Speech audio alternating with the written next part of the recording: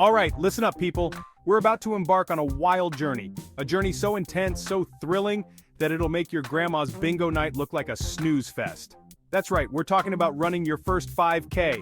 Now, before you start hyperventilating, save that for the race, let me tell you it's not as scary as it sounds. It's only 3.1 miles. That's like what, 15 minutes in your car? Piece of cake, right? Wrong. But don't worry, I've got your back. I've been there, done that, and got the sweaty t-shirt to prove it. Remember when I thought running a 5K was just a fancy way of saying chase the ice cream truck for 3 blocks? Yeah, those were the days. But now, I'm here to share my wisdom, my trials, and my embarrassing moments to help you crush your first 5K. From choosing shoes that won't make your feet hate you, to figuring out how not to pass out at the finish line, we've got it all covered. And hey, if I can do it, you definitely can. Unless you're a sloth. In that case, maybe stick to tree climbing. Alright, future runners, it's time to talk training. Now, I know the word training might make you want to crawl back under your blanket and binge watch another season of whatever show you're into, but trust me, it's not as bad as it sounds. Think of it as preparing your body for the greatest performance of its life. You're basically becoming Beyoncé, but instead of dancing, you're running. And instead of a stadium full of fans, you've got a bunch of other sweaty people and maybe your mom cheering you on. Let's start with the basics. You can't just jump off your couch and run a 5K. Well, you could, but you'd probably end up looking like a fish out of water, flopping around on the pavement. Not a good look, trust me, I've been there. Remember when I thought I could run a mile after not exercising for a year? My legs felt like they were made of jelly, and not the tasty kind. So, we're going to take it slow. Start with walking. Yes, walking. It's like running's chill cousin. Gradually, you'll increase your pace and distance. It's like leveling up in a video game, but instead of getting a cool sword, you get the ability to climb stairs without sounding like Darth Vader. And hey, if you're struggling, just remember, you're lapping everyone still on the couch. Unless they're watching me on TV, then they're making excellent life choices. The point is, put in the work now and you'll be strutting across that finish line like you own the place. And who knows, maybe you'll even enjoy it. Stranger things have happened. Listen up, Cinderella, it's time to find your perfect fit. But instead of a glass slipper, we're talking about running shoes. And trust me, you don't want these babies falling off at midnight or any other time during your run. Now I know what you're thinking. Lo, aren't all shoes the same? Can't I just wear my light-up sneakers from 3rd grade? First of all, no judgment on the light-up sneakers. They're fire. But for running, not so much. Picking the right running shoes is like choosing a life partner, but with less commitment and more sweat. You want something that supports you, doesn't rub you the wrong way, and doesn't make your feet cry out in agony after 5 minutes. I remember my first pair of running shoes. I picked them because they matched my favorite tracksuit. Big mistake. By the end of my first run, my feet felt like they'd been through a meat grinder. Learn from my mistakes, people. So, how do you find the right shoes? First, forget about how they look. I know it's hard. We all want to look fly while we're huffing and puffing down the street. But trust me, no one's looking at your feet when you're running. They're too busy trying not to die themselves. Focus on comfort and fit. Go to a proper running store, not just any old shoe shop. These places have experts who can analyze your gait. That's a fancy way of saying they'll watch you walk and run to see how your feet move. Once they've figured out your gait, they'll recommend shoes that work best for you. Just make sure those shoes feel like clouds on your feet. Gear up. Looking the part, even if you don't feel it. Alright, future marathon maniacs, now that we've got your feet sorted, let's talk about the rest of your body. You know, that thing attached to your feet that's going to be doing all the work. When it comes to running gear, the options are endless. It's like being a kid in a candy store, except instead of sugar, you're high on endorphins. And instead of candy, you're buying moisture-wicking fabrics. Okay, maybe it's not exactly like a candy store, but work with me here. First things first, clothes. Now I know you might be tempted to dust off that old cotton t-shirt from your college days. You know, the one with the mysterious stain that you swear is just ketchup.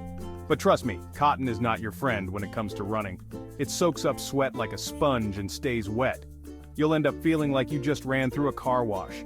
Instead, look for synthetic fabrics that wick moisture away from your skin. They're like magic, but for sweat. Next up, shorts or leggings. This is a personal choice, kind of like choosing between pineapple or no pineapple on pizza. For the record, pineapple on pizza is an abomination, but that's a debate for another day. Some people swear by shorts for the freedom of movement, others prefer leggings to avoid chafing.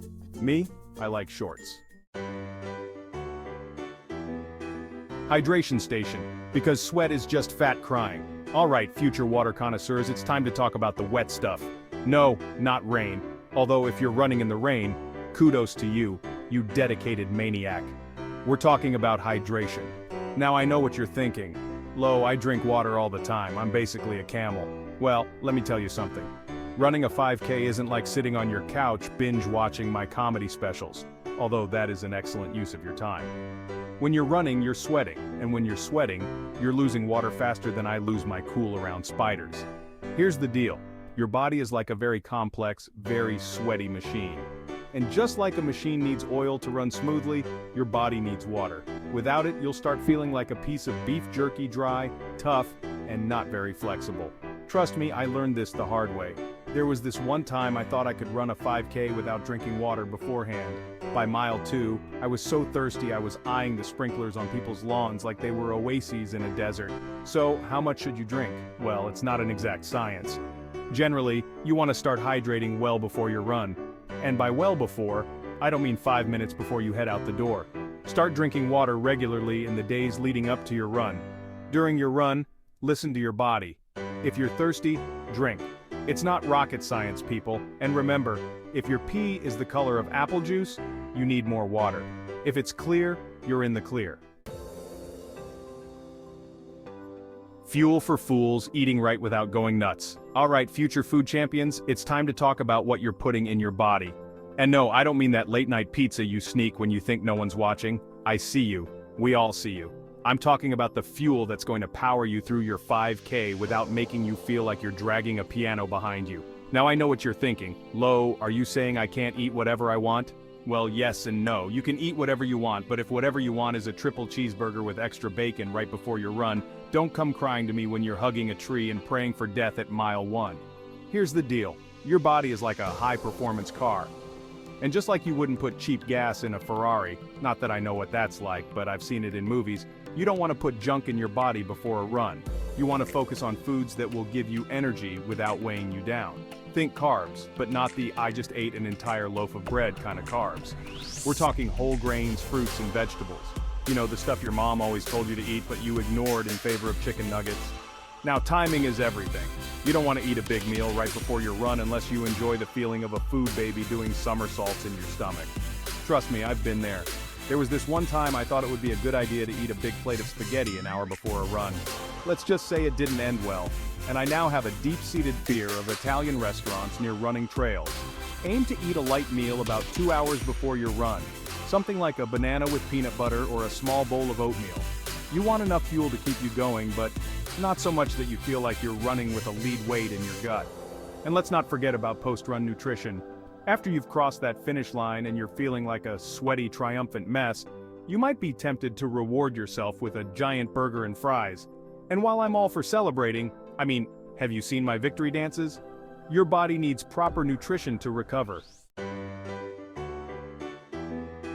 Race day prep, don't forget your pants. Alright, future Olympians, or at least future finishers of a 5K, it's time to talk about race day prep. This is it, the big day. The day you've been training for, dreaming about, and possibly having nightmares about. No? Just me? Okay then, first things first, don't panic. I know it's tempting to freak out and question all your life choices that led you to this moment. But trust me, panic is not your friend. Unless you're being chased by a bear, then panic is totally acceptable. But for a 5K? Nah, you got this. Let's start with the night before. You might be tempted to carbo load like it's your last meal on Earth. And while pasta is delicious, I mean, have you ever met a carb you didn't like? Going overboard can leave you feeling sluggish and bloated. Stick to a normal, balanced meal. And for the love of all that is holy, don't try any new foods.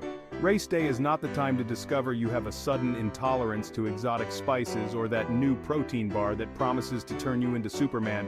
Trust me, I learned this the hard way. Let's just say it involved a questionable burrito and a very uncomfortable 5K.